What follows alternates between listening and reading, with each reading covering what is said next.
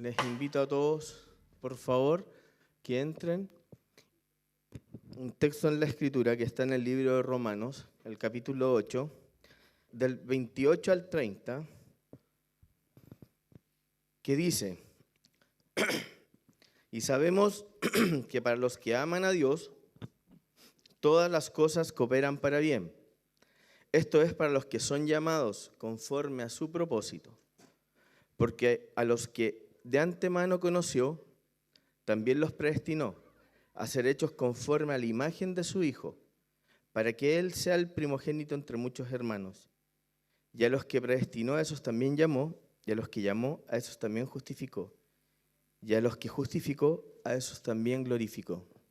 Y en el texto de Génesis 13 decía que Dios llamó a Abraham y lo escogió desde antes de la fundación del mundo. Al igual de nosotros que estamos todos acá, Él también nos llamó y nos determinó para su obra. Nos llamó a todos los que estamos acá sentados, sin excepción, a que nuestros dones y talentos los pongamos al servicio de Él. Y los aliento a eso, hermanos. Esto no es un trabajo solamente de un pastor, de los oficiales, es de todos nosotros trabajar por la obra del Señor, porque a cada uno de nosotros nos predestinó y nos llamó para trabajar en su obra. No nos podemos quedar en un lugar cómodo, porque Cristo no padeció, no fue cómodo para Él lo que Él padeció. Él se entregó por nosotros y nos escogió antes de la fundación del mundo, hermano. Así que los aliento, así como llamó a Abraham, a ti te llamó, a mí me llamó, y tenemos que entregar nuestro corazón a su obra y a trabajar por Él, por amor y porque en agradecimiento a lo que Él hizo por nosotros. Los invito, hermanos, que se pongan de pie, cerremos nuestros ojos y oremos a nuestro Señor para empezar con nuestro culto dominical en que venimos a agradecerle a nuestro Señor todo lo que nos ha dado en la semana. Padre Santo, Señor Dios, agradecerte, Señor, primeramente lo de siempre, Señor, que tú nos des un día más de vida, Señor, para poder gozar de tu creación, que está incluida en nuestra familia, Señor, nuestra esposa, nuestros hijos, nuestros sobrinos, Señor, todo eso, Señor, que tú nos permites poder gozar. Agradecerte, Padre, porque a través de tu Escritura nos muestras que tú nos escogiste a cada uno de nosotros, Señor, para hacer tu obra, Señor. Te pido, Señor, que pongamos todos los que estamos acá en nuestros corazones, Señor, para alabarte, glorificarte, con agradecimiento, con amor, Señor, porque tú nos escogiste y nos determinaste para ti y tu obra, Señor. Te pido que bendigas a nuestros hermanos que están en los instrumentos, Señor, sé tú en ellos, Señor, para que ellos nos guíen, para glorificarte y alabarte con esos cantos, Señor, que son exclusivamente para ti, Señor. Que nuestros corazones, Padre, estén dispuestos a entregarnos por completo a ti en este día y agradecerte, Padre, los buenos y malos momentos que tú has puesto durante la semana en cada nuestras vidas, Señor. Porque sobre todo en los malos, Señor, tú nos muestras qué debemos de cambiar y cómo debemos de avanzar para que tú seas glorificado, Señor. Gracias, Padre, por tu amor. Bendice a quien se va a parar acá a entregarnos tu palabra, Señor. Que seas tú en él, Señor. Guíalo, Señor. Y que nosotros recibamos, Señor, con amor lo que tú nos estás entregando, Padre. Agradecerte, Señor, nuevamente el amor que tú tienes para con nosotros. Y ahora, Padre Santo, quedamos en tu santa presencia, agradeciendo todo esto en el nombre maravilloso de tu amado Hijo, Jesucristo, nuestro Señor y Salvador. Amén, Padre. Amén, mi Dios.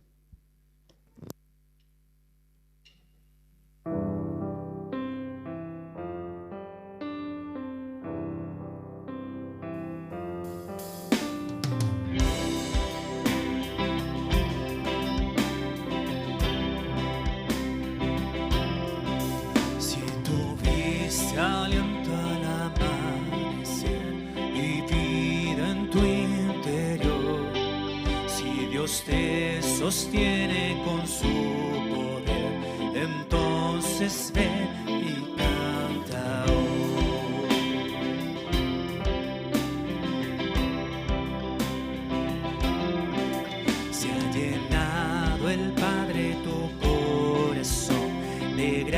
gracia y amor.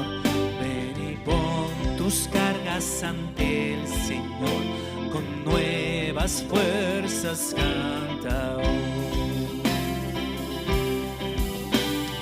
Día y noche lo que respira ha de cantar, que lo creado al Rey de Reyes alabe a cantar.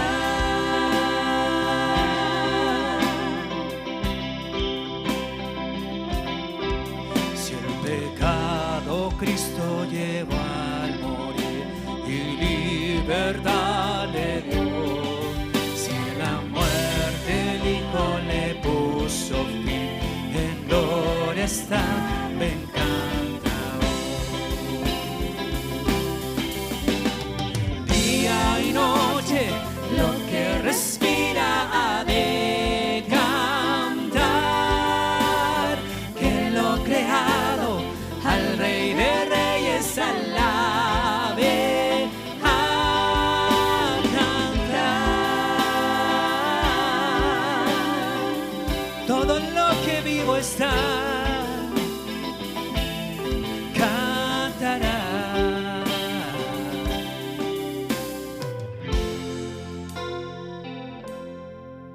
Cuando vuelva el Cristo el del día final, en gloria y majestad, ante el Cordero todos caerán, los santos siempre cantarán. Si siempre vamos a cantar, día y noche lo que respira ha de cantar, y lo creado al Rey de Reyes alabará. Día y noche lo que respira ha de cantar, que lo creado al Rey de Reyes alabe a cantar.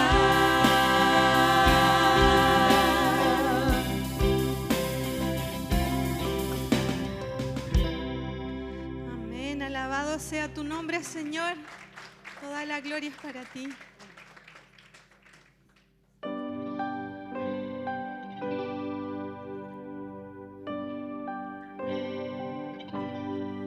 Si me acecha Satanás y desmayo en mi interior, si me cubre oscuridad y me agobia el temor, en silencio esperaré, confiaré en ti, Señor. Tu palabra es mi sostén, tú mi salvación, mi fortaleza, esperanza fiel y roca eterna. Mi alma, oh Dios, esperará por ti. Tú mi escudo y protección en peligro y tempestad. Si prospera el pecador, como un soplo pasará. Yo sé bien que triunfarás, Satanás vencido está. Tu poder me guardará, tú mi salvación, mi fortaleza, esperanza fiel y roca eterna. Mi alma, oh Dios, esperará por ti. En mi soledad, tú mi consuelo, refugio fiel y fundamento. Mi alma, oh Dios, esperará por ti.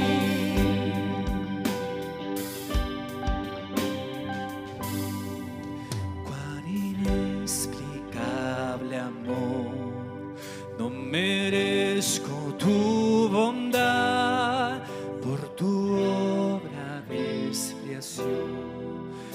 encontré en ti la paz, la batalla terminó, no hay vergüenza ni temor, ya la muerte derrotó. Tú mi salvación, mi fortaleza, esperanza fiel y roca eterna, mi alma, oh Dios, esperará por ti. En mi soledad, tú mi consuelo, refugio fiel, mi fundamento, mi alma, oh Dios, esperará por ti.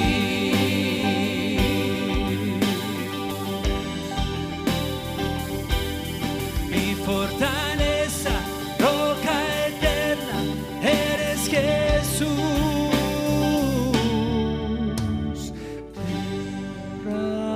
Derramamos nuestras almas ante ti, Señor. Confiaremos en tu gracia, nuestro Salvador.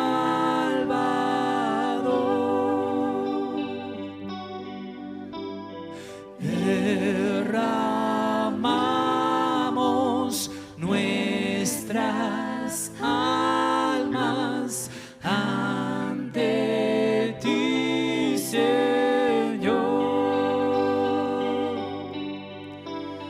Confiaremos en tu gracia, nuestro Salvador.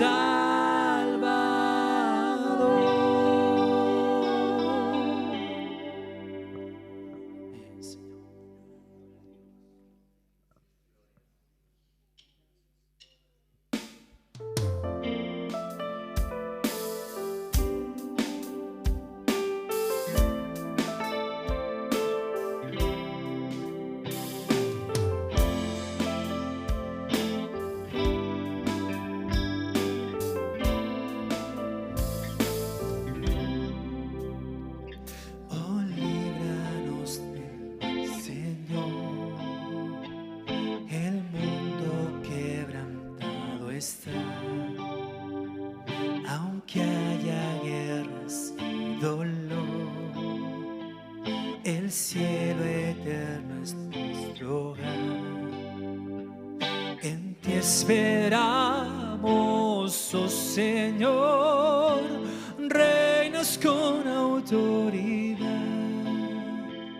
En ti esperamos, oh Señor, tu poder nos sostendrá, tu poder nos sostendrá. Oh, líbranos del Señor, pues nos desviamos sin pensar, cercana está la tentación, nos lleva en pos de falsedad. En ti esperamos, oh Señor, Cristo el Hijo que venció. En ti esperamos, oh Señor, danos plena salvación, danos plena salvación.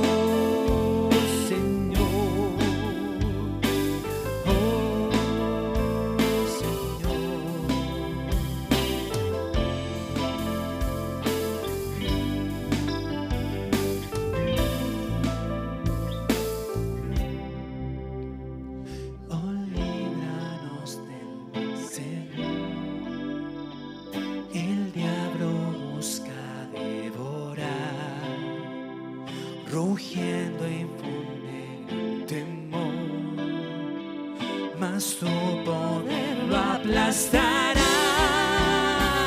En ti esperamos,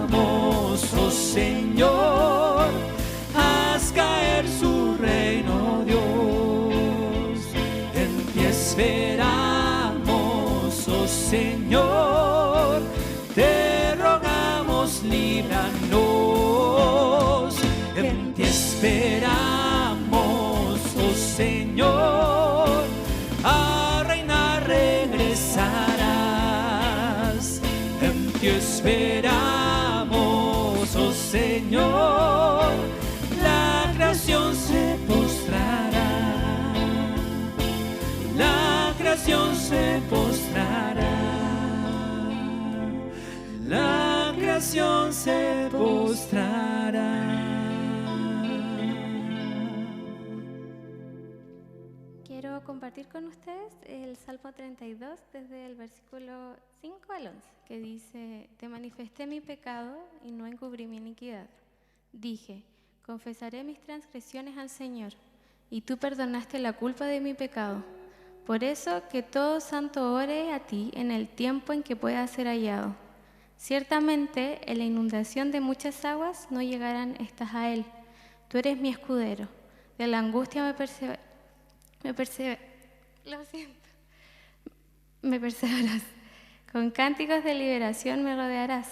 Yo te haré saber y te enseñaré el camino en que debes andar. Te aconsejaré con mis ojos puestos en ti. No seas como el caballo o como el mulo que no tienen entendimiento, cuyos arreos incluyen brida y freno para sujetarlos, porque si no, no se acercan a ti. Muchos son los dolores del impío, pero el que confía en el Señor, la misericordia lo rodeará. Alegraos en el Señor y regocijaos, justos. Dad voces de júbilo todos los rectos de corazón.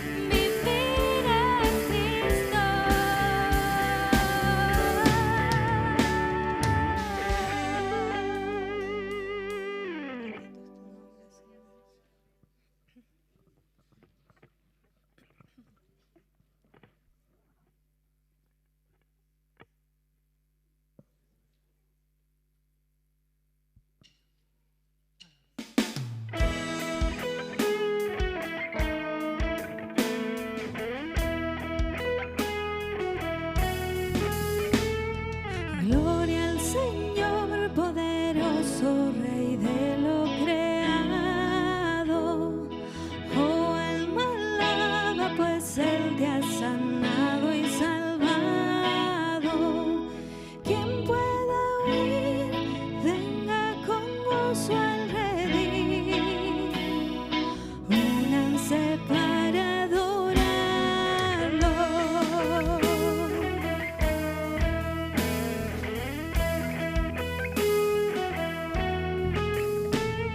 Gloria al Señor, al que sobre la tierra gobierna. Bajo sus alas te cubre y gentil te sustenta. Lo puedes ver, Él satisface tu ser en todo lo que ordena.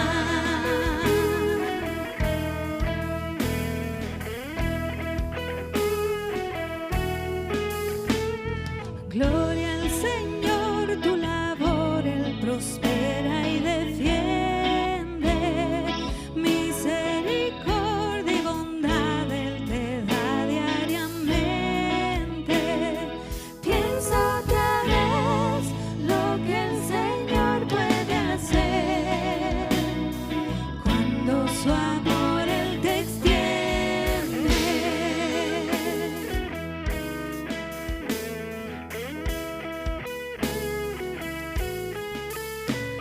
Gloria al Señor, que mi ser por completo le adore. Lo que respira, que venga ante Él con canciones. Y que el amén suene del pueblo otra vez. Siempre con gozo le honre. Y que el amén suene del pueblo otra vez, siempre con gozo le honre. Bendito es tu nombre, Señor. Gloria a ti, Señor.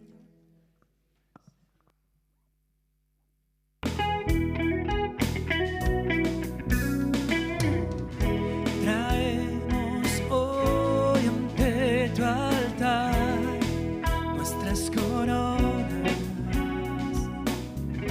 Queremos darte lo mejor de nuestras vidas. Te entregaré mi amor entero, los cielos que no alcanzar. Te daré lo mejor de mi vida.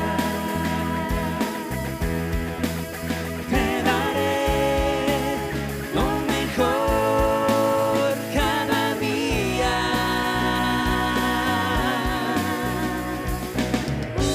Será mucho más que una canción. Mi obediencia es mi mejor adoración. Te daré lo mejor de mí. Te daré lo mejor de mí. Te daré lo mejor de mí. Te daré lo mejor. Bien, hermanos, que el Señor les bendiga. ¿Cómo están? Qué bueno. Vamos a orar antes de comenzar la exposición de la palabra y vamos a pedir la guía y la dirección que necesitamos del Señor, ¿ya? Así que le invito a que ahí en su lugar pueda inclinar su rostro y podamos orar. Señor, estamos agradecidos de quién tú eres, Señor, y de la gracia y misericordia que has derramado sobre tu iglesia. Queremos alabar y reconocer que tú eres nuestro Dios, el que nos sustenta, el que nos guarda. Y queremos confesar, Señor, que nuestra esperanza de transformación y de cambio se halla solo en ti, Señor. Por eso mismo queremos orar por nuestros niños, Señor. Y queremos rogar, Señor, que la exposición de tu palabra, que la guía y la dirección de los maestros de la escuela dominical, Señor, sea de provecho para sus almas, Señor. Rogamos por su salvación.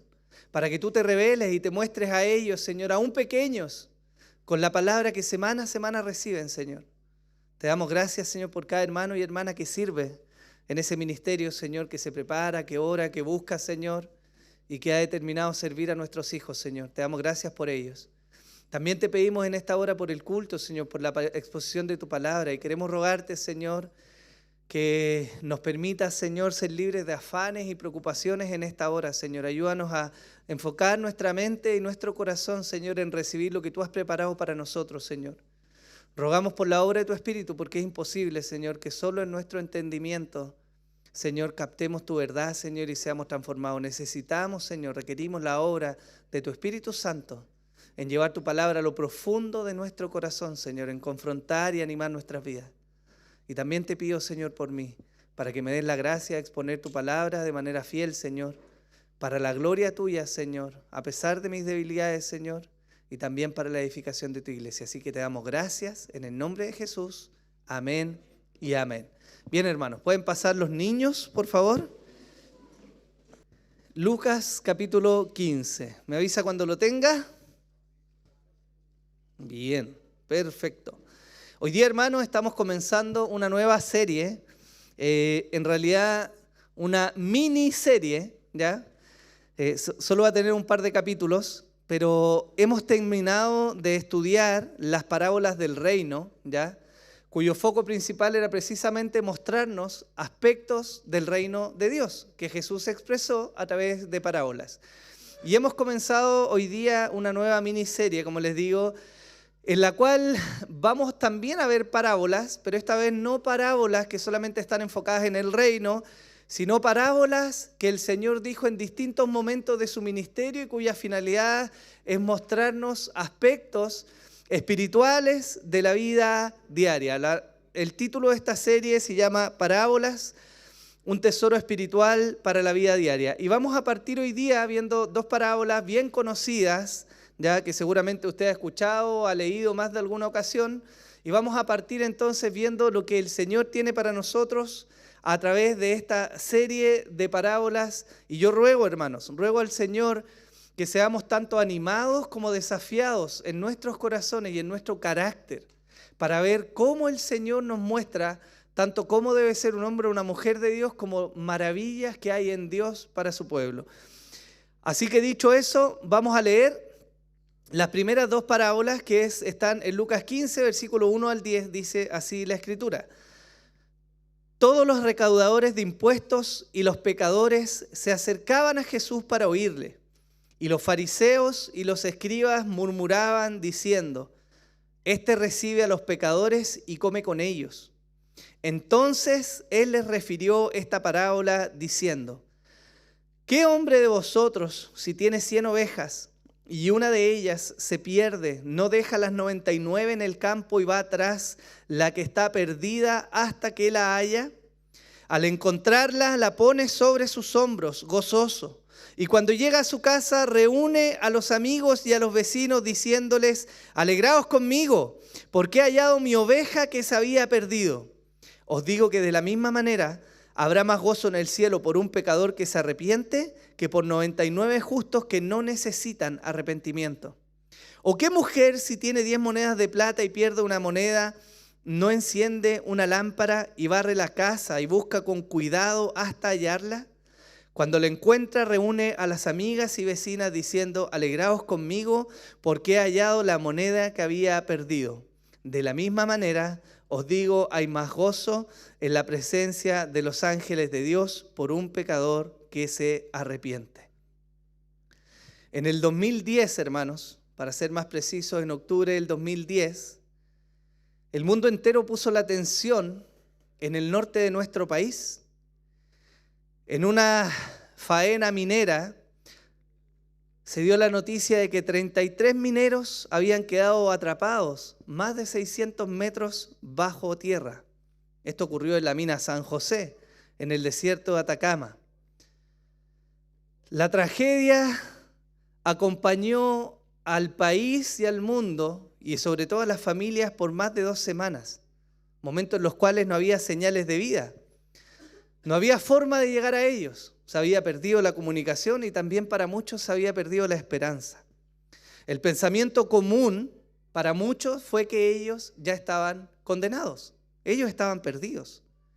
Pero algunos no se cansaron de buscar, hermanos, hasta que en el día 17, después de un gran trabajo de ingeniería, una sonda volvió de sus excavaciones con una nota que decía: estamos bien en el refugio Los 33. A partir de ese momento, hermanos, comenzó un arduo y un heroico proceso de rescate. Todos los esfuerzos, todas las miradas y todas las oraciones se centraron ahora en que pudieran ser rescatados esos hombres que estaban dados por muertos. Se invirtieron millones de dólares, se movilizaron expertos de todo el mundo y se cavó de día y de noche.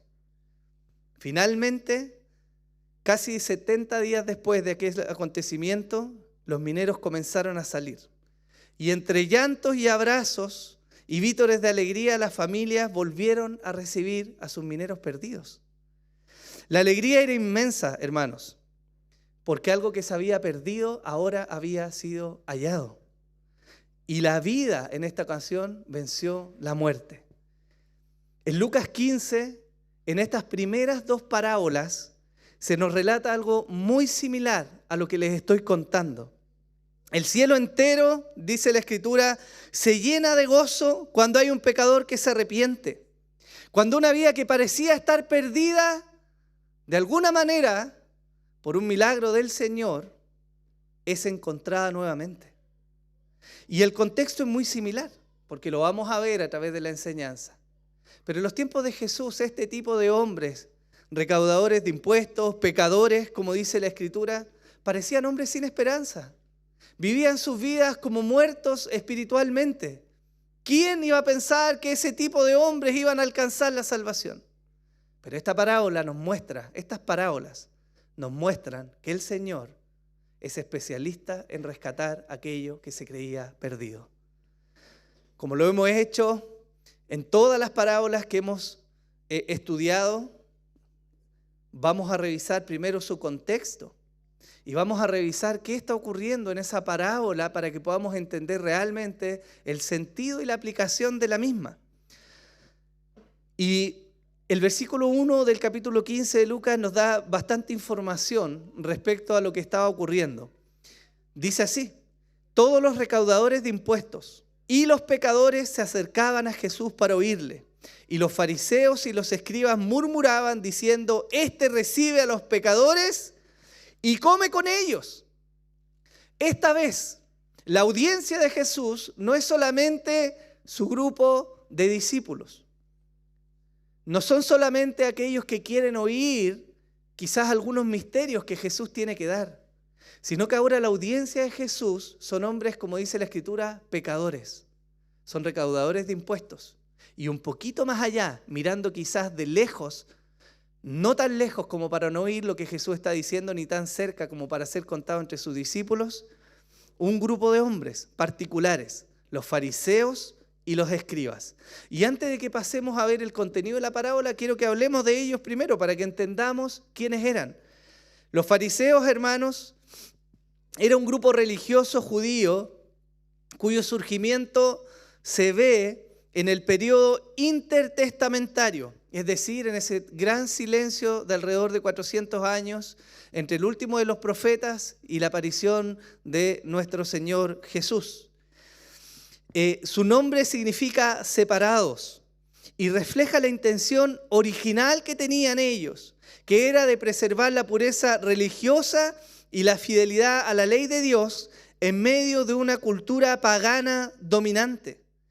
Ellos eran movidos por un anhelo de santidad y obediencia. Ellos promovían una observancia rigurosa de la ley mosaica. Pero en su rigor o en su anhelo de santificar al pueblo, ellos hacían una extensión de la ley y terminaban poniendo duras cargas sobre la gente que los oía. Pasaban de lo que la ley decía y añadían ellos a lo que a su parecer era necesario para resguardar la moral y la integridad espiritual de este pueblo judío. Su intención original, hermanos, era proteger la ley de Dios mediante cercos legales. Pero esto fue lo que precisamente provocó que en el tiempo ellos vivieran un legalismo espiritual y vivieran un uso excesivo de la ley, un celo que los llevó a poner duras cargas sobre la gente de su época. Jesús confrontó a lo largo de su ministerio en muchas ocasiones a los fariseos. No necesariamente por el contenido teológico completo de su exposición, sino por el rigor con el cual ellos trataban a la gente que debía recibir el mensaje. Los escribas, por otro lado, hermanos, eran maestros de la ley. Ellos eran expertos en la ley de Moisés y eran los responsables de copiar, preservar, enseñar e interpretar todos aquellos escritos que habían heredado del periodo de sus padres. Su rol se desarrolló especialmente tras el exilio a Babilonia, cuando surgió la necesidad de que este pueblo, con una herencia grande de lo que Dios había hecho, preservara todo lo que se había escrito, tanto en la ley como en los salmos, en los escritos y por supuesto lo que los profetas habían dicho. Su rol estaba enfocado exclusivamente en el área religiosa y ellos solían ser autoridades religiosas. Muchos de estos escribas también eran rabinos o maestros, como se les decía en ese tiempo. Y aunque no todos eran fariseos de esa secta, muchos sí eran fariseos, ¿ya? Los escribas influenciaban profundamente la religión y la sociedad judía y eran en general tenidos en gran estima. De nuevo, ellos tenían un rol principal en las sinagogas y en la enseñanza de lo que Dios tenía que decirle al pueblo común. Jesús también habla de este grupo de personas en muchas ocasiones y los denuncia públicamente por la hipocresía que ellos tenían, porque ellos enseñaban la ley, pero no la cumplían. Y eso es algo que Jesús confronta en muchas ocasiones. Ahí tenemos dos tipos de personas que nos nombra la parábola. El tercero de ellos son los recaudadores de impuestos. Estas eran figuras o personas ampliamente aborrecidos por la sociedad judía. ¿Por qué? Porque su oficio consistía en cobrar los tributos en nombre del Imperio Romano. Ellos negociaban con el Imperio Romano lo que ellos necesitaban recibir y ellos disponían parte de sus riquezas como un pago adelantado para luego tener la autoridad y el derecho de cobrar a sus hermanos judíos los impuestos. ¿Qué era lo que pasaba? Que ellos no cobraban lo que eran justo, sino que añadían. ¿Para qué? Para enriquecerse. Por lo tanto, eran realmente despreciados por la sociedad, porque no solamente cargaban a sus hermanos con impuestos injustos, sino que eran vistos como traidores de la nación judía, porque trabajaban para aquellos que los tenían bajo su yugo, es decir, para el Imperio Romano. Y había un cuarto grupo de personas que eran los pecadores en general. ¿Quiénes eran? Bueno, eran hombres y mujeres considerados como indignos, sucios espiritualmente, no aptos para acercarse ni recibir los misterios que Dios había revelado en su palabra. Y dentro de ese grupo había desde prostitutas hasta distintos oficios que trabajaban en esa época, que tenían en particular el no ser considerados dignos de estar en los asuntos de Dios. ¿Ok? Esa era la audiencia de Jesús. Ese era el grupo que estaba delante de él cuando él comienza a exponer estas parábolas. Y fijémonos en la siguiente dinámica. Jesús ha venido enseñando el Evangelio. Él ha venido sanando y llamando al arrepentimiento. Los hombres, viendo lo que Jesús estaba haciendo, se acercan a él. Y en particular, vienen este grupo de personas. Recaudadores de impuestos, pecadores, prostitutas, hombres que no eran dignos, aparentemente, de estar delante del Señor. Ellos llegan a escuchar el mensaje de Jesús y los religiosos, los que tenían acceso a la ley, los que eran intérpretes de la ley, se ponen furiosos, porque ¿cómo puede en su mente comulgar la santidad de un enviado de Dios con este tipo de pecadores. ¿Qué es lo que hacen ellos? Comienzan a tramar y a emboscar a Jesús. No es posible que un enviado de Dios verdaderamente se junte con este tipo de gente. En este contexto, hermanos, es que Jesús enuncia estas parábolas como una respuesta a la religiosidad y al celo de estos hombres religiosos que creían indigno de que estos hombres se acercaran a Jesús. Hermanos, a la luz de todo esto, ¿cuál es el mensaje central que Jesús está diciendo? Que el cielo se alegra cuando uno de estos tan terribles pecadores se arrepiente. Ese es el mensaje central de las parábolas. Y vamos a profundizar un poco acerca de lo que nos dicen a nosotros el día de hoy. Y primero quiero que veamos algo que he titulado Fariseos y escribas entre nosotros. Como les decía, los primeros versículos del capítulo 15 de Lucas dicen así: todos los recaudadores de impuestos y los pecadores se acercaban a Jesús para oírle. Y los fariseos y los escribas murmuraban diciendo: este recibe a los pecadores y come con ellos. Entonces él les refirió esta parábola. ¿Ya? Ese es el contexto. Y lo primero que quiero hacer, hermanos, es poner un punto a favor de los escribas y los fariseos. Ahora aguánteme, no tire sus piedras todavía. Pero algo que quiero aclarar, hermanos, en honor a la verdad, es que los fariseos y los escribas tenían o tuvieron en algún momento un celo genuino por preservar la herencia que Dios les había dado. Si nosotros miramos la historia, hermanos, ellos nacieron después de un periodo en que la decadencia había llegado. Muchos años atrás, Israel se había dividido en dos reinos, el reino del norte y el reino del sur. En el reino del norte habían quedado, creo que 9 o 10 de las tribus de Israel. Levantaron un lugar de adoración donde Dios no lo había mandado. Levantaron templos donde Dios no lo había ordenado. Y fue la primera parte de la nación que se corrompió. Ellos fueron conquistados y fueron apresados. Sus hermanos, los llamados del reino del sur, prevalecieron algunos cientos de años más. Entre ellos hubieron reyes notables que trataron de desviar de la idolatría al pueblo y llevarlo a la verdadera y genuina adoración de Dios. Aún así, ellos fracasaron en su intento.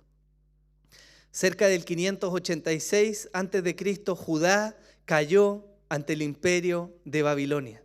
Y a pesar de todas las palabras y de todas las profecías y de todos los esfuerzos que hizo Dios por medio de sus profetas para advertir a su pueblo y salvaguardarlo de la condenación que venía, aún así ellos perseveraron en su idolatría y el juicio inevitable llegó.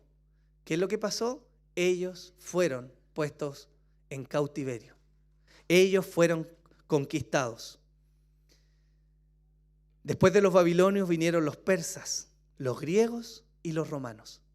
Y hasta la época de Jesús, por más de 600 años, los judíos habían perdido el poder político y habían perdido gran parte de su herencia que Dios les había entregado. En ese periodo se levanta este grupo de hombres, los fariseos, y entre ellos, aunque no de ellos necesariamente, los escribas. ¿Para qué? Para preservar a una nación que se veía envuelta en una decadencia moral y espiritual grande. Si algo caracterizaba a los babilonios, a los persas, a los griegos después de ellos y a los romanos, es que ellos no les interesaba preservar la herencia monoteísta del Dios que ellos habían recibido. El imperio griego fue uno de los más reconocidos por su laxitud moral y por todas las depravaciones sexuales e inmorales que ellos practicaban. Los babilonios y los persas hicieron lo suyo. Ellos, viendo esta realidad, trataron a su forma de levantar un rigor para resguardar la integridad espiritual de Judá. ¿Se entiende? Entonces yo quiero con esto, hermanos, no hacer una apología en defensa de los fariseos y de los escribas, pero quiero que entendamos el verdadero espíritu que en algún momento moró en ellos, que era guardar la espiritualidad del pueblo. ¿Ok? Ahora, algo particular de ellos, de este grupo, de los fariseos y de los escribas, es que ellos tenían un rol muy particular dentro de la vida judía de la época de Jesús. Los cultos o los lugares de reunión eran en la sinagoga, los días del Sabbat, el sábado, ¿cierto? Y la persona común y corriente de esa época no tenía acceso a los rollos y a los escritos. ¿Quién tenía acceso? Los fariseos y los escribas. Por lo tanto, ellos que habían en algún momento preservado esta integridad espiritual eran los mismos encargados de transcribir y de interpretar la ley. Ellos estaban en una posición de ventaja. Ellos podían memorizar, ellos podían leer, ellos podían buscar contexto. Pero el judío de a pie de esa época no podía hacer eso. ¿Qué es lo que le quedaba a la persona común y corriente? Ir a escuchar. Y su aprendizaje era no mediante la lectura, sino la audición. ¿Y qué escuchaban? Lo que los fariseos y los escribas les decían que era la interpretación. ¿Ok? Ellos interpretaban entonces la verdadera doctrina o el verdadero sentido de los textos. Eso según su interpretación. Esto nos lleva a un problema, hermanos. ¿Cómo podía ser entonces que estos hombres que tenían acceso a la palabra revelada de Dios fueran tan mezquinos y arrogantes? ¿No debería la teología transformar esos corazones de piedra? Este es quizás uno de los argumentos más comunes que me toca escuchar hoy día cuando se dice que la teología y el estudio de teología es peligroso. No, hermano, no estudien mejor, no, la letra mata, no sé si lo ha escuchado. No, estos hombres, imagínate, los fariseos, los escribas eran hombres letrados. Ellos leían, escudriñaban la Escritura y aún así se volvieron arrogantes. No, parece que el estudio teológico hace arrogante a la gente. Pero la verdad es que no es así. El problema no se encuentra claramente en los textos mismos, hermanos. Tampoco se encuentra en este caso en una teología per se. Y aunque hay malos sistemas teológicos que han sido denunciados a lo largo de la historia, el problema no necesariamente el estudio, sino el corazón de aquellos que estudian. El problema de los fariseos y de los escribas, hermanos, no era algo externo como el texto o el estudio de los mismos. El problema se hallaba en su corazón. Santiago dijo bien, ¿de dónde vienen las guerras y los conflictos entre vosotros? ¿No vienen de vuestras pasiones que combaten en vuestros miembros? Codiciáis y no tenéis, por eso cometéis homicidio. Sois envidiosos y no podéis obtener, por eso combatís y hacéis guerra. No tenéis porque no pedís, pedís y no recibís, porque pedís con malos propósitos para gastarlo ¿en qué? En vuestros propios deleites o placeres. El Señor también enseñó en Lucas 6, el hombre bueno del buen tesoro de su corazón saca lo que es bueno, y el hombre malo del mal tesoro saca lo que es malo. ¿Por qué? ¿Por qué, hermanos? Porque de la abundancia del corazón habla su boca. Por lo tanto, el problema de estos hombres que tenían acceso a la revelación de Dios no se hallaba simplemente en algo tan externo como un sistema religioso, se hallaba en lo profundo de sus corazones. La arrogancia, el orgullo, el menosprecio hacia sus hermanos judíos no venía necesariamente de un sistema religioso, sino de lo profundo de su corazón, hermanos. Y esto es necesario que lo entendamos, porque si no siempre vamos a mirar la teología como un monstruo grande y feo, cuando el problema no se halla en eso, hermanos. El problema se halla en nosotros. Ellos, este grupo de personas, esperaban el Mesías. Y aunque tuvieron al Mesías de frente, no supieron reconocerlo. Ellos deseaban la pureza del pueblo, aunque no reconocieron al más puro que anduvo entre ellos. Y ellos querían quebrar el ciclo de decadencia espiritual de Israel. Pero lo único que lograron fue que con sus prácticas quebraron al pueblo de Israel. Hermanos, ¿debemos entonces alejarnos de la teología o no tomar con tanta seriedad los debates acerca de tal o cual punto de interpretación teológica? Yo quiero decirles con toda claridad que ese no es el camino. Esa desidia teológica, hermanos, ese sentir de negligencia o de pereza en entender ciertos asuntos teológicos no es el camino. Nunca ha sido el camino. La ignorancia, hermano, no se va a resolver no involucrándose en esos temas. La interpretación incorrecta de una teología o de lo que Dios dice no se va a resolver apartándome del asunto.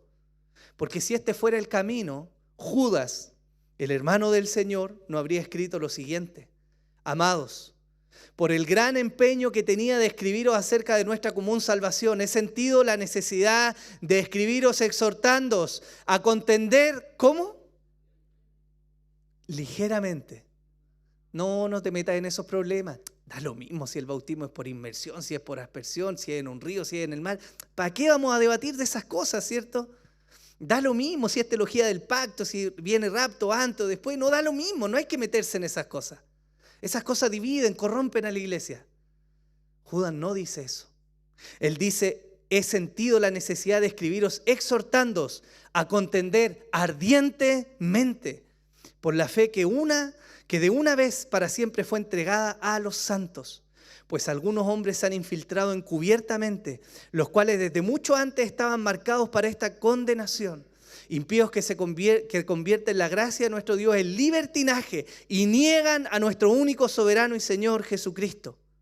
Pablo hizo lo mismo en su época. Cuando él escribe el libro de Gálatas, uno de sus mayores anhelos es de evitar que los hermanos volvieran a un judaísmo mezclado con evangelio. Y él contiende ardientemente. Él le dice a la iglesia: hey, si alguien les viene a predicar otro evangelio, si aún yo el día de mañana les vengo a predicar otro evangelio, sea maldito. Hay un solo evangelio de la gracia de Jesús. Él debate ardientemente. Él reprende a Pedro públicamente por la hipocresía de Pedro, porque se juntaba con los gentiles sin ningún problema, pero después llegaron algunos judaizantes y Pedro se corrió para atrás, ¿cierto? E hizo caer a algunos hermanos con él, y Pablo lo confronta. Y la historia de la iglesia sigue avanzando después de eso. Marción fue condenado, otros herejes a lo largo de la historia fueron condenados por debates teológicos. Por lo tanto, el camino, hermanos, no es apartarse de estos asuntos.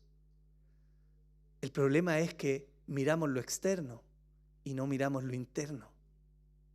Tenemos que aprender a madurar, porque el problema de las diferencias teológicas no se halla en que existan. Dios en su infinita gracia y sabiduría ha permitido que existan. El problema se halla en nosotros, en creernos mejores que otros, en pensar que nosotros somos superiores que otros.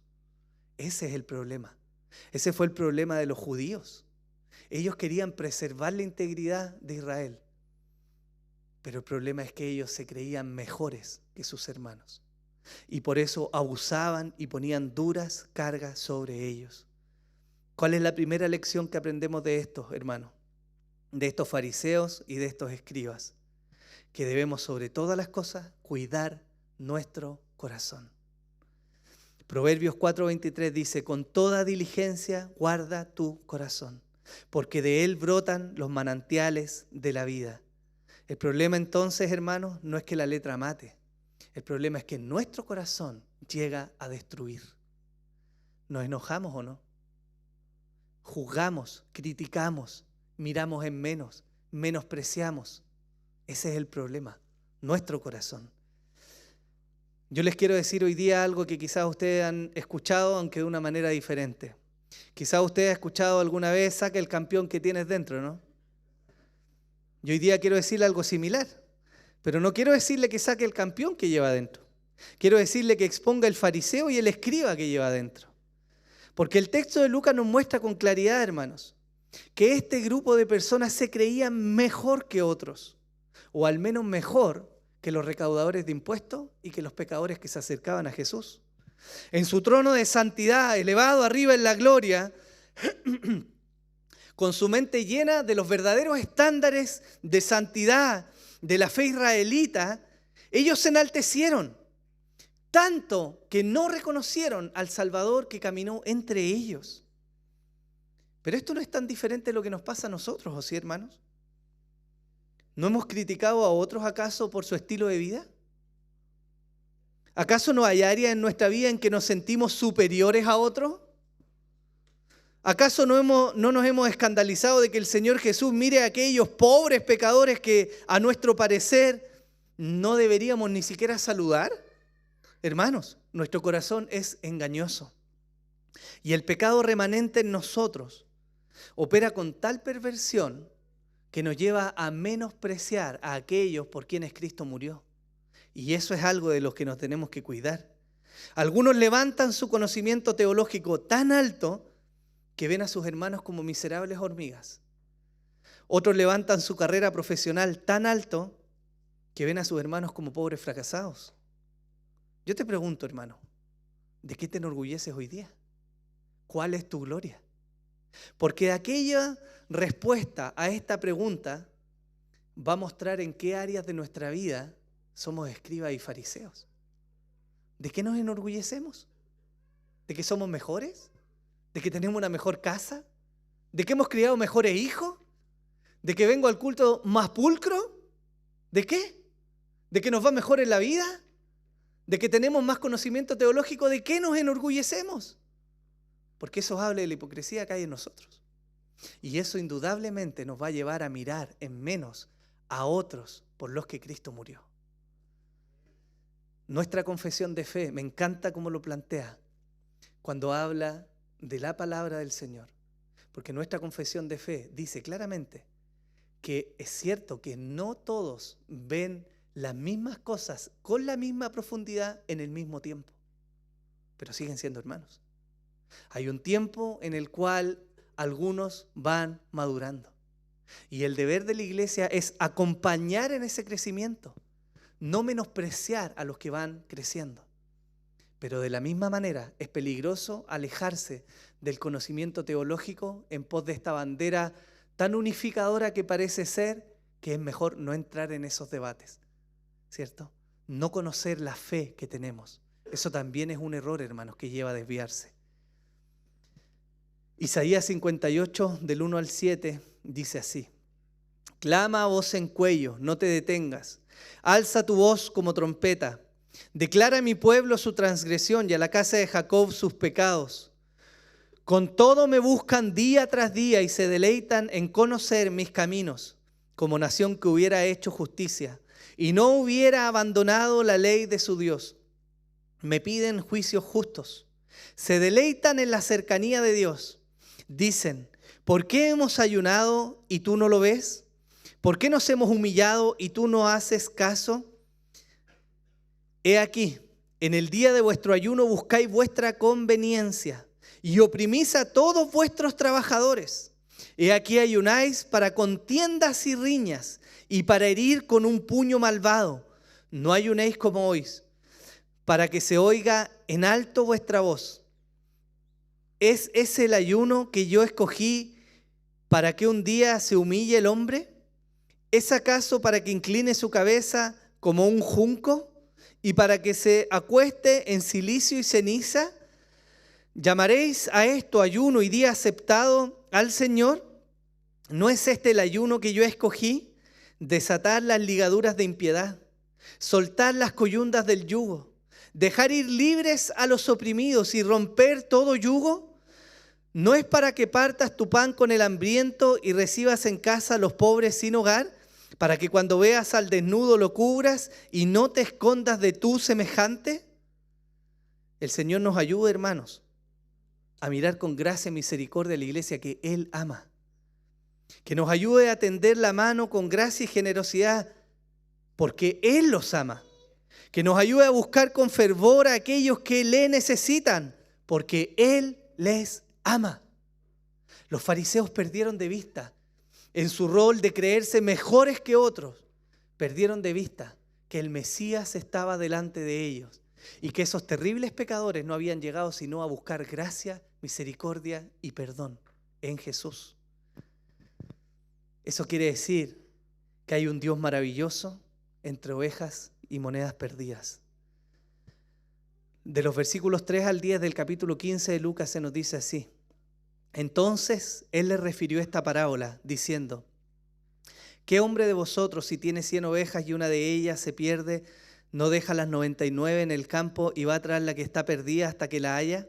Al encontrarla la pone sobre sus hombros gozoso, y cuando llega a su casa reúne a los amigos y a los vecinos diciéndoles: alegraos conmigo, porque he hallado mi oveja que se había perdido. Os digo que de la misma manera habrá más gozo en el cielo por un pecador que se arrepiente que por 99 justos que no necesitan arrepentimiento. ¿O qué mujer, si tiene 10 monedas de plata y pierde una moneda, no enciende una lámpara y barre la casa y busca con cuidado hasta que hallarla?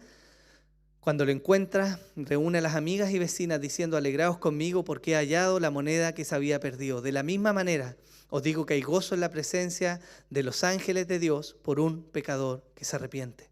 Hermanos, nosotros somos esas ovejas y esas monedas perdidas. Algo que resaltan ambas parábolas y que tiene gran valor en nuestra teología es el hecho de que tanto la oveja como la moneda permanecieron perdidas. ¿Cuándo? ¿Hasta cuándo? Hasta que fueron halladas. Hasta que fueron halladas. El mensaje de Cristo es claro. Él ha venido a rescatar lo que se había perdido. Los relatos más tempranos de la creación nos dan testimonio de esto. Tan pronto el hombre habitaba en ese maravilloso lugar llamado Edén, disfrutando de toda la belleza y la gloria de Dios.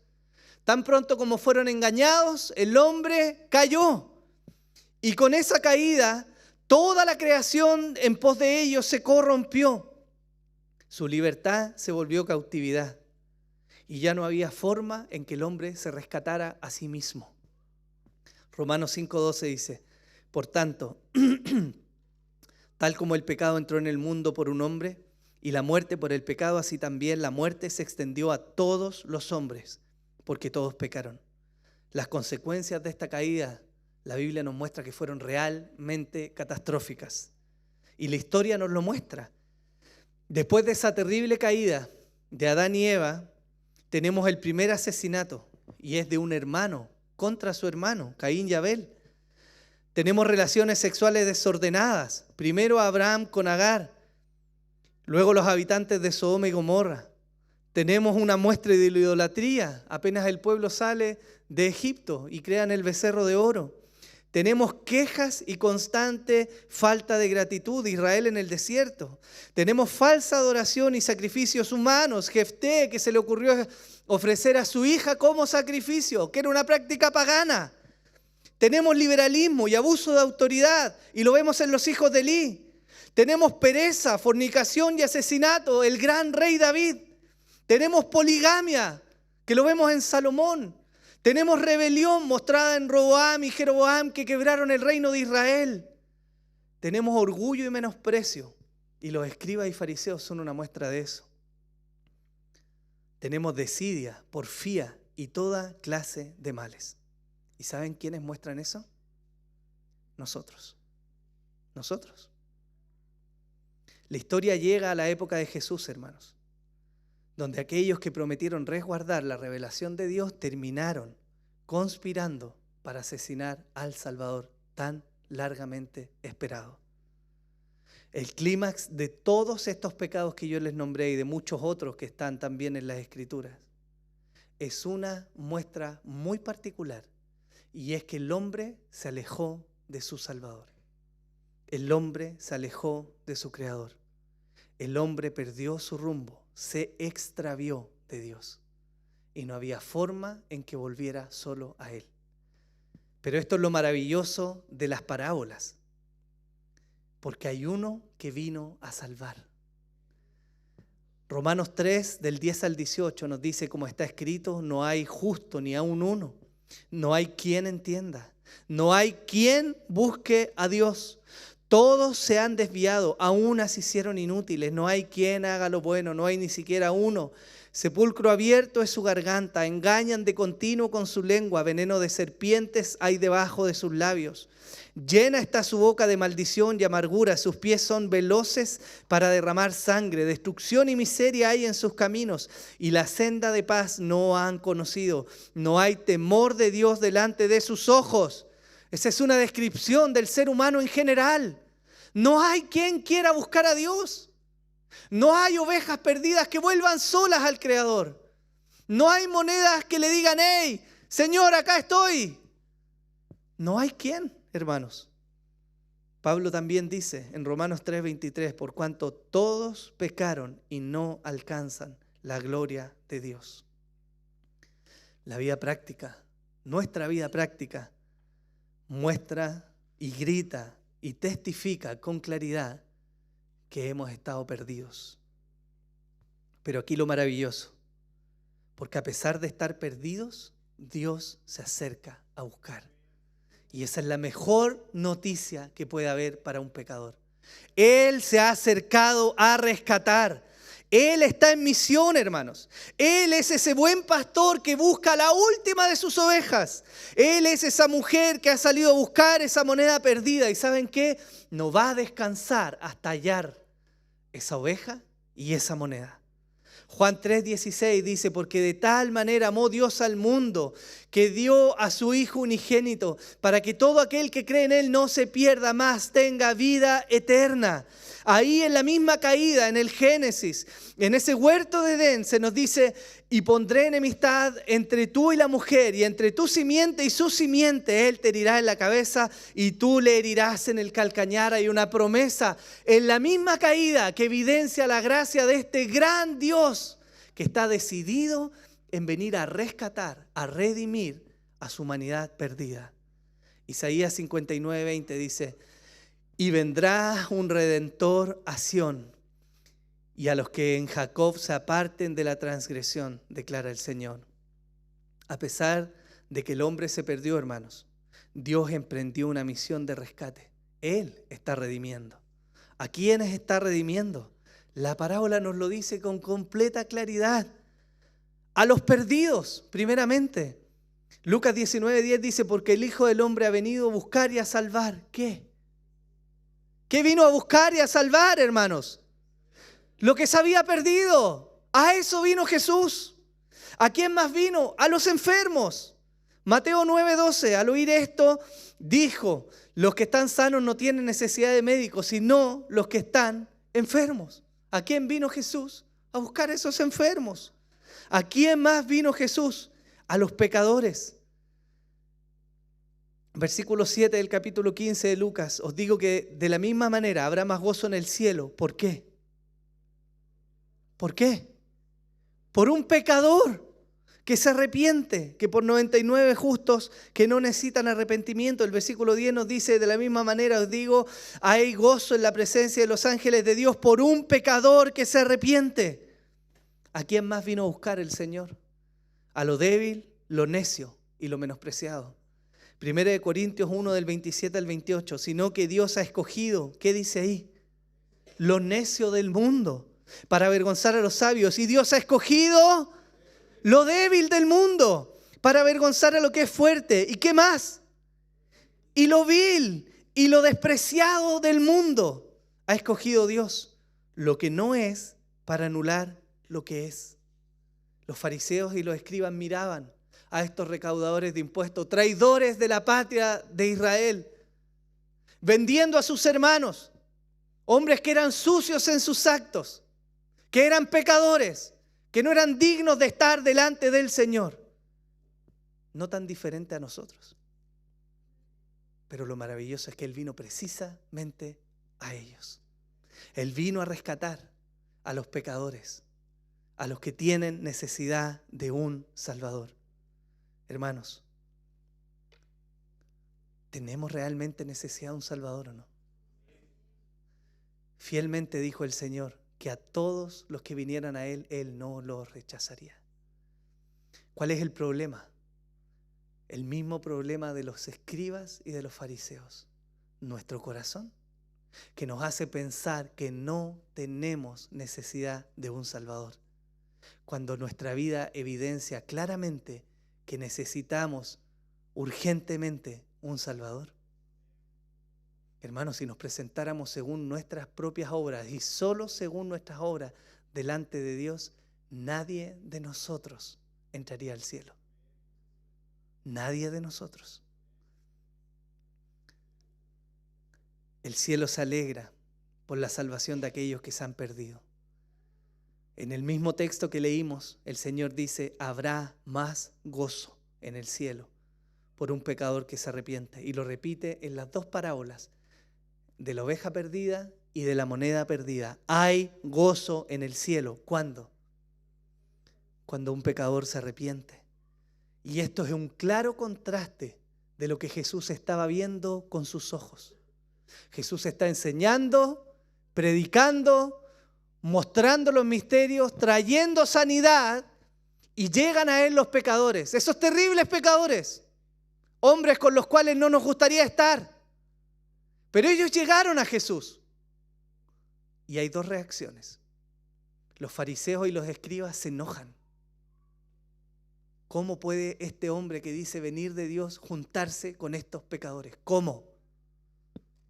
Pero por otro lado, el cielo se alegra. Ahora, no quiero hacer con esto una apología, hermanos, a que entonces indiscriminadamente vivamos como vive el mundo. No.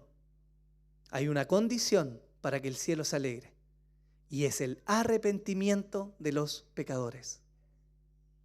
Hay gozo cuando hay un pecador que se arrepiente, no cuando hay un pecador nomás.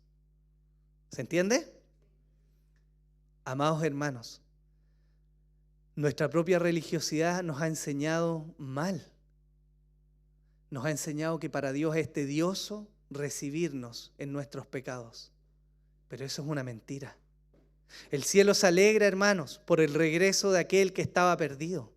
El Hijo se alegra con los recaudadores de impuestos y los pecadores cuando ellos se acercan a Él a buscar salvación. Y eso en la práctica quiere decir una cosa maravillosa y tremenda. ¿Somos deseados de Dios? Somos deseados de Dios. Jeremías 31, este texto se enmarca en lo que es el establecimiento del nuevo pacto. La Escritura dice así: en aquel tiempo, declara el Señor, yo seré el Dios de todas las familias de Israel y ellos serán mi pueblo. Así dice el Señor. Ha hallado gracia en el desierto el pueblo que se escapó de la espada. Israel, cuando iba en busca de su reposo. Desde lejos el Señor se le apareció diciendo: con amor eterno te he amado. Por eso te he atraído con misericordia. Los escribas y los fariseos en su religiosidad ofrecieron el palo, la crítica, el juzgar. Pero este pueblo que estaba quebrantado por su pecado llegó a Jesús y Jesús les ofreció gracia, amor y misericordia. Eso fue lo que él hizo. Nosotros, hermanos, somos este Israel del cual habla el texto. El nuevo pacto nos ha hecho el Israel espiritual. Y eso significa que somos deseados del Señor. Hermanos, el autor de Hebreo escribe esto: por tanto, acerquémonos con confianza al trono de la gracia para que recibamos misericordia y hallemos gracia para la ayuda oportuna. El apóstol Juan dijo que si hemos pecado, tenemos un abogado, que si confesamos nuestros pecados, Él es fiel y justo, no solo para perdonar, sino además ¿para qué? Para limpiarnos de nuestra maldad. La gran diferencia entre los escribas y fariseos y Jesús no es solo el trato o el gozo al recibir a un pecador, sino que mientras que los religiosos ponían cargas sobre los pecadores, Jesús desataba esas cargas y traía limpieza. Y esos hemos sido nosotros, hermanos. Póngase de pie, por favor.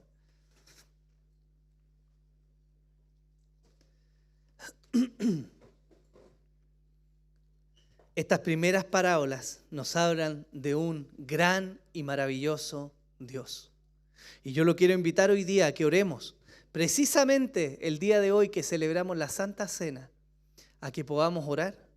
Porque quizás hay pecado en nuestra vida o han habido actitudes o situaciones que nos han llevado a menospreciar, a no amar, a no cuidar a la iglesia que Él ama. O quizás hemos sido ácidos en nuestra crítica porque nuestro estándar religioso, espiritual, nos pone sobre otros y hemos sido inmisericordes. Pero hermanos, hay gracia para todos los que buscan al Señor Jesús. Y en aquello que nosotros juzgamos, nosotros mismos hemos sido tremendamente perdonados. Vamos a orar, hermanos. Señor, queremos rogar tu gracia, Señor. No puedo dejar de ver en estas parábolas, Señor, la inmensa gracia que hay en ti, Señor. Que viniste a buscar a terribles pecadores como lo éramos nosotros y como quizás lo somos en áreas de nuestra vida, Señor. Pero aún así tu elección se manifiesta, aún así tu gracia es abundante para con nosotros, Señor. Tanto así, Señor, que no abrimos nosotros nuestros propios ojos, sino que tú, Dios, abriste nuestros ojos y nos mostraste la belleza del Salvador. Señor, y hoy día queremos rogar tu gracia y pedirte, Señor, que nos ayudes a mirar con misericordia a nuestros hermanos, Señor. Danos gracias, Señor, para servir y amar a la iglesia que tú amas, Señor. Bota la religiosidad que hay en nosotros, Señor. Ayúdanos a saber cuán profundamente hemos sido perdonados para que podamos mirar a otros, Señor, como tú los ves. Señor, no con liviandad, no con una forma libertina de vivir la vida, sino con gracia ofrecida a los pecadores. En el nombre de Jesús, Señor. Rogamos tu gracia, Padre. Y ahora, Señor, que hemos de celebrar esta santa cena, te pedimos que también bendigas los elementos, Señor, y que nos ayudes, Señor, a disfrutar de la comunión contigo, Señor. Aquella que tú compraste, Señor. Aquella que tú ganaste mediante el derramamiento de tu sangre, Señor, y la entrega de tu cuerpo. Te adoramos, Señor, y te damos gracias en el nombre de Jesús. Amén.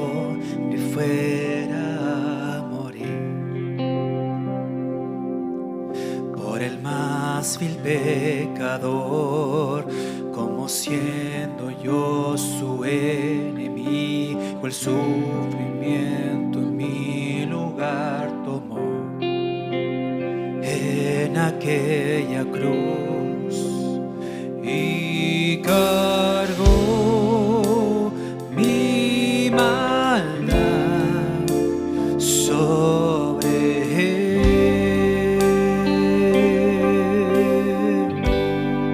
Su rectitud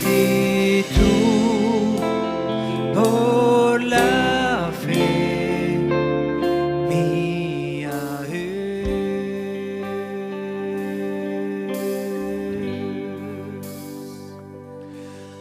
Aleluya, glorioso intercambio, oh cuán gran misterio, por gracia soy. Aleluya, gloria sea a Cristo por su sacrificio, declarado justo soy en él.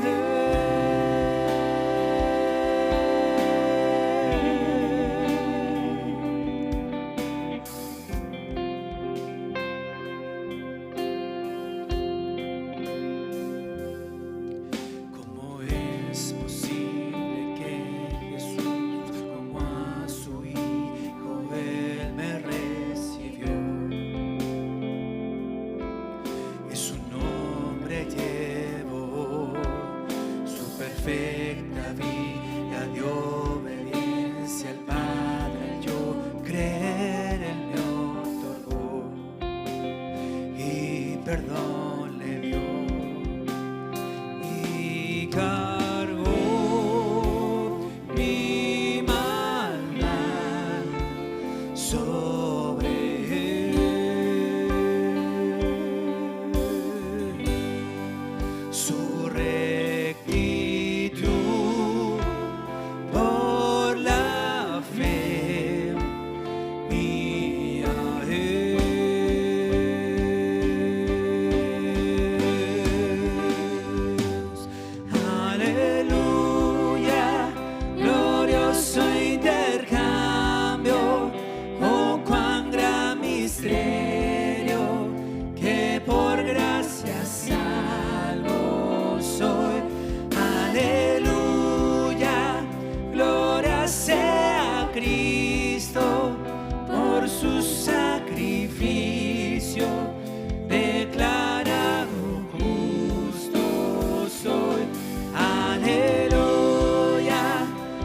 glorioso intercambio, oh cuán gran misterio, que por gracia salvo soy.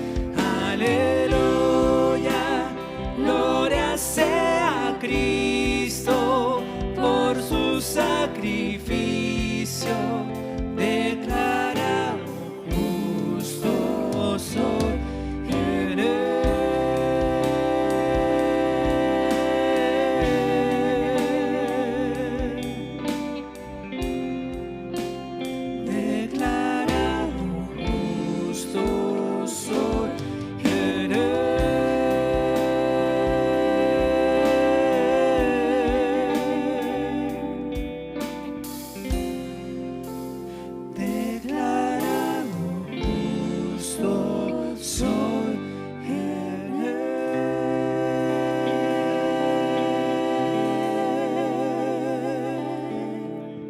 Te adoramos, Señor. Confiamos, Señor, en tu gracia, en tu obra, Señor. Si nos viniste a buscar, Señor, cuando estábamos perdidos, muertos sin delito de pecado, Señor, ¿cuánto más hoy día nos recogerás, Señor, siendo tus hijos? Te alabamos, Señor, y honramos tu nombre. Y te pedimos, Señor, que en la semana que viene, Señor, en los días que vienen por delante, Señor, tú cales esta palabra profundo en nuestros corazones, Señor. Ayúdanos a examinarnos a nosotros mismos, Señor. Líbranos, Señor, de nuestra religiosidad, Señor.